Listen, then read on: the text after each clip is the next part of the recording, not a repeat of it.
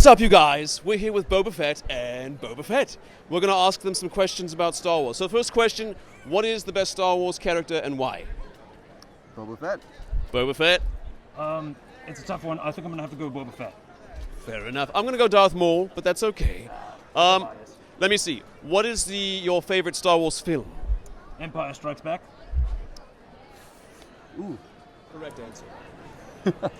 Return of the Jedi. Return of the Jedi. You know, the reason why I like Return of the Jedi a lot too, and when I'm kind of like feeling like it's the best one, is it's the culmination of 3 movies worth of character arcs. It's very satisfying in that way, wouldn't you say? I would agree. Absolutely. What do you guys think about identity politics being in Star Wars? Like when Kathleen had the shirt that said the Force is female. Do you like that? Do you not like that? No comment?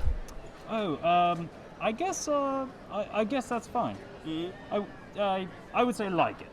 Liked it? Like it. It could have been handled better. It could have been handled better. Fair enough.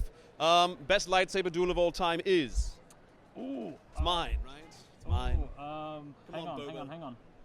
I'm going to say, I can't remember what they call it, but Darth Vader versus Obi-Wan Episode 3. Ah, very nice. Yes, I remember the Battle of the Heroes, Battle of the There you Fates. go. Yes, Battle of the Heroes. Right. What about you? I concur. You guys don't think it's me? I think you're a close second. Close second. I'm offended, guys. Recently, Bob Iger revealed in his memoirs that he wrote that George felt betrayed that they didn't go with his treatments for 7, 8, and 9. What do you think about that, and should they have gone with his treatments? I think George would have had the right to be betrayed if he didn't sell it. Yep. Being that he sold it, he lost that right. I totally agree with that. I would agree as well. Should he have made a clause like, hey, you got to do 7, 8, and 9 my way, or I'm not going to sign? You know, I bet that would have worked. Right? Speaking of Mandalorians, the Mandalorian's coming out. What do you guys think about that? Are you pumped? That's an understatement. That's an I figured. You? He thinks he's as cool as me. Ooh. Are you as cool as him, though? We'll see. I don't know. So it's not IG-88 in this new one. It's IG something something? 11. 11. Fascinating. I did not know that. I just learned that like 5 minutes ago. Yeah. The writer to solo a Star Wars story announced to the press before the film came out that Lando is now pansexual. What do you think about that, and how do you feel about changing a character in a prequel film? I actually... that was... Oh, there you go. Funny guy. No disintegration. I think that is a fine thing to do. However, I don't think he has the authority to be like, oh yeah, by the way, Lando is pansexual. Word. Any thoughts, Boba? I think Solo's got some competition now. Someone's got some competition. Rian Johnson said he would change nothing about The Last Jedi. Would you change anything, and if you would, what would you change? Oh, how long of an interview is this? You got time. You got time. I would change a lot about The Last Jedi. Let's just go right to the end where Luke is force projecting himself. I thought that was pretty cool, actually. But then Luke's like, see you later, kid. And then he goes and he dies. He meditated to death. Yeah, he meditated. It was almost like Luke was saying, you can't kill me, I'll kill myself. And it was lame. And he changed it to The Last Jedi? The whole thing. He would have changed the whole thing. I agree with you. Let me see.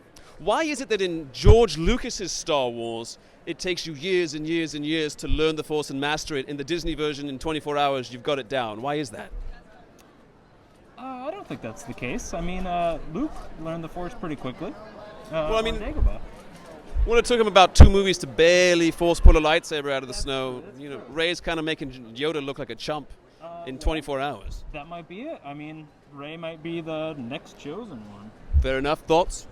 I feel that possibly we're having a Game of Thrones syndrome where the pace just speeds up so much that we're kind of jarred at just the contrast of just how quickly she seems to be getting her powers. Perhaps, I'm not the writers, I didn't work on it, so I wouldn't know, but it's definitely, it doesn't seem to flow as well as it should. Not as cohesive as it could be. Yeah. Fair enough. Let me see. Is there any suspense in a potential outcome between a third fight with Kylo and Rey, given that she's already kicked his ass twice? No. There is no suspense. Your thoughts? Barely any. Barely any. Last question. Mark Hamill said he felt hornswoggled by Disney because his character was so different and he only got one movie, really, and that was The Last Jedi. How do you feel about Mark Hamill saying that? I think that Mark Hamill's right.